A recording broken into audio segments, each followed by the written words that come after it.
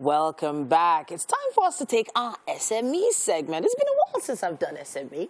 Mazino's usually on this hot seat, but I thought it would be a nice challenge for me to have a conversation with our guest this morning. Autosthetics Nigeria is a detailing company, takes care of cars, boats, power bikes, and aircraft. They have the hope of preserving the value and aesthetic of your vehicles for a long period of time. We're joined by Temitope Esho on SME this morning. Welcome to the show. Hi, good morning. Thank you very much. All right, so it's a very interesting type of business, detailing. And a lot of people just make the assumption that it is almost the same thing as just owning a car wash. I would love it if you could give us a distinction. Tell us the difference. Okay, so it's not so what we don't wash cars, right? Of course, eventually you have to wash a car. But that's not what we do. What we do, basically, our brand promise is to, as much as possible, take your car to a showroom state. You know, when you walk into a showroom to buy a car, there was something you saw. Okay, the idea is to make sure you keep seeing that for as long as possible. Okay. Be it protection of your leather, protection of your dashboard, your vinyl, your paint protection, coating, whatever it is you saw, right? When you walked into whatever showroom you went to get your car, the objective is to make sure that you keep being in love with that car. Okay. And then again, of course, a car wash is a car wash. You drive to a car wash, right? Yeah. For Autosthetics Nigeria, what we do is we bring the service to you. Okay. So you don't have to find us. Just, give us your location. We'll bring it to you. Take our time, and that's what we do. Yeah. Okay, so I like the idea of, that mindset, the showroom state. But the average showroom for the average Nigerian is not, AC tight. It was probably one dusty car lot, either Tokumbo or used. And I've heard from quite a few people that the only time they really request for detailing is when they have maybe a Tokumbo car or used car and they just want to spruce it up. Maybe they want to resell it. Sure. Do you have these kinds of customers? And is this what your business is based on?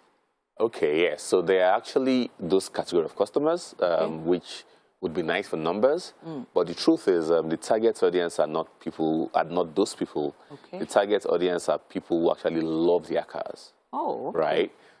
There are people who actually don't mind spending as much as 100,000 a month on a car just to take care of their car.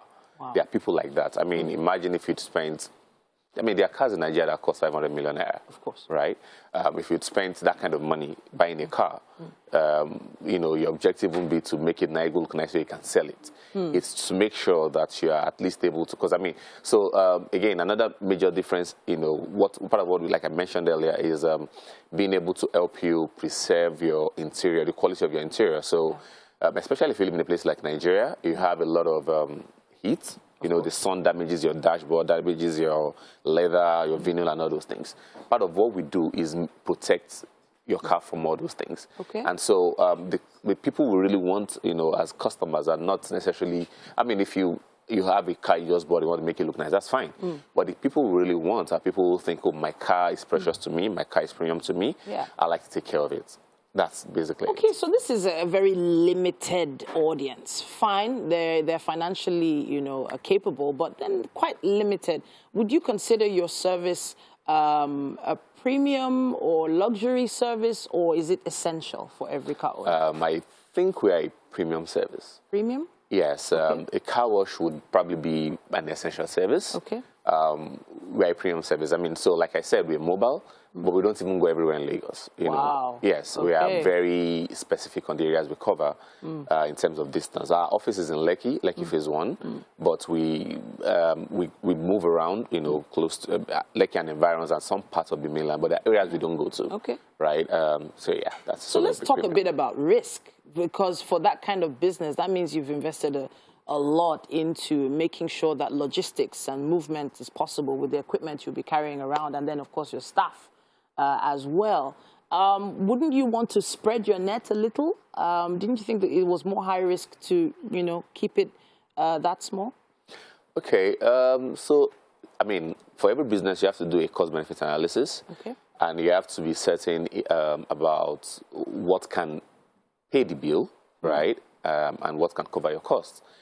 So the truth is, yes, I agree with you in terms of spread, but at the end of the day, it's also a lot of this equipment you mentioned come at a cost, right? And whoever is requesting that service must be able to pay for the service, okay? So that is that. And the truth is, you'll be amazed at the number of people in Lagos that actually fall within our target audience. You'll be amazed. Wow. Really, it's a lot. It's a lot of people. And it's not necessarily about people who have money. I don't think that's the idea, really. It's people who love their cars. I think it's as simple as that, really. Okay. We've had customers that drive a car that you wouldn't consider anywhere near premium, but wouldn't mind, spending as much as 50,000 naira on a session because they love their cars, So that's it. People being passionate about their cars, especially men with their toys, as we ladies like to say, we ladies sometimes get very upset when our men say, I'm going to, spruce up this or spruce up that. But it does seem like it's becoming a new trend, people, making sure that they maintain their cars with the services you provide. But then when you started this business, did you anticipate it growing this large? Because honestly speaking, I don't know if I was an investor, I'm wondering if you came to me with this kind of idea, would I actually buy into it? How did you convince your investors to do this? It's actually 100% funded by one person. Wow, really? Yes. Interesting. Me, actually. I like the way you put that, and again, so I've had a couple of people try to have a conversation about investment. Honestly, I'm not in a hurry because the business didn't start as a result of economic needs. Right? I'm a corporate person. I have my corporate life. I'm a consultant and do a couple of other things. I started the business because I love cars. I have a couple of them, and I love to take care of my cars. Till date, I wash my cars myself. Wow. Right? It's quite unbelievable when I say it because, I don't care. My car does not go to a car wash. It doesn't matter what you say. And I've been doing this for many years. For years, I've had my own pressure washers, my own buffers at home. I did myself. Wow. Okay? So this is something I thought about doing because I realized that, sometimes I'm washing my car and then the neighbor or someone comes by and like, can you do this for my car? And I'm like, are you going to pay me this amount of money as a joke, right? And then people were willing, okay, and I figured, okay, this could be nice, right? So that was it basically. Okay. So yeah, like I said, we have people having the conversations of, okay, would you like us to, but like I said, we're not really in a hurry. We're taking our time, growing gradually. The objective really is actually to dominate Lagos and Abuja. All right. And then there's also plans for Autosthetics UK, actually. Amen to that. But we have to talk challenges now. You've made it sound extremely rosy, like business is good, the money is coming in. But this is Nigeria. Every small business has its challenges. But yours is a very unique business. So I have no idea what sort of challenges would actually be in your case study. Okay. There are a couple of challenges or risks, as you may call it. I think a very strong one is human risk. That's what they call it in the risk world, where almost every staff you have is a key man, right? And you have a team that is mobile, right? And one day, one of your staff can tell you, "I'm not feeling well. There's nothing you're going to do." Okay. Then there's also, of course, the challenge of moving around with your equipment. These are things that cost millions of naira individually. Okay, and you have to move around with them to different places. One of the reasons we are very picky about the places we go to, because we're also trying to minimize our risk and perception of, the Lagos voice, right?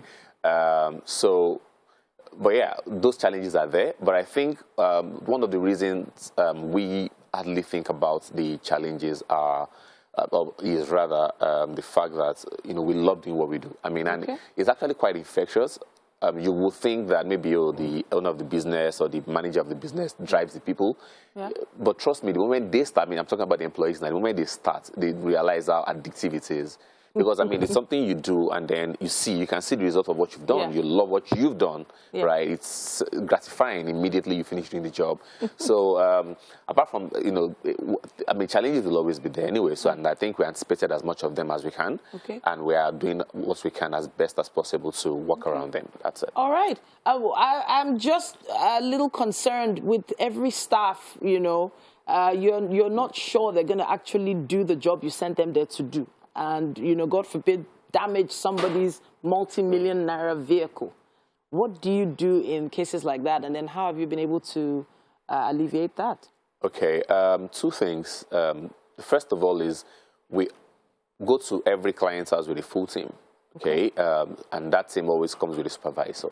Wow. That supervisor's job is to make sure as much as possible that the guys who actually do the job don't interact with the vehicle delicate parts as much as possible. The electronics, all the gadgets, those things, and all that? So, and one of the things, I mean, we've also had cases where a customer's car already had issues. Okay. Probably didn't know about it. And then maybe knew about it. I mean, people are funny, right? And then, you know, they come to say, oh, you guys come to, I mean, someone, you know, imagine you poured water on somebody's car and they said, my car scratches. How does water scratch your car? Wow. Right? So one of the things we do is also to make sure that before we start every job, we do a test on the car. We start it, we check everything. Okay, is everything in order? And then, but those risks will always arise, and, you know, we have our way of walking around. Honestly, it's been an interesting conversation with you, Mr. Esho. Thank you so much for joining us.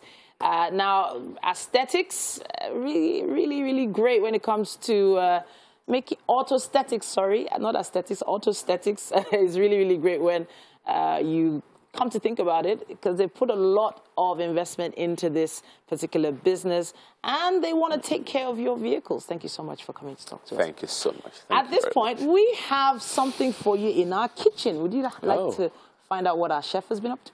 I'm very curious. All right, then.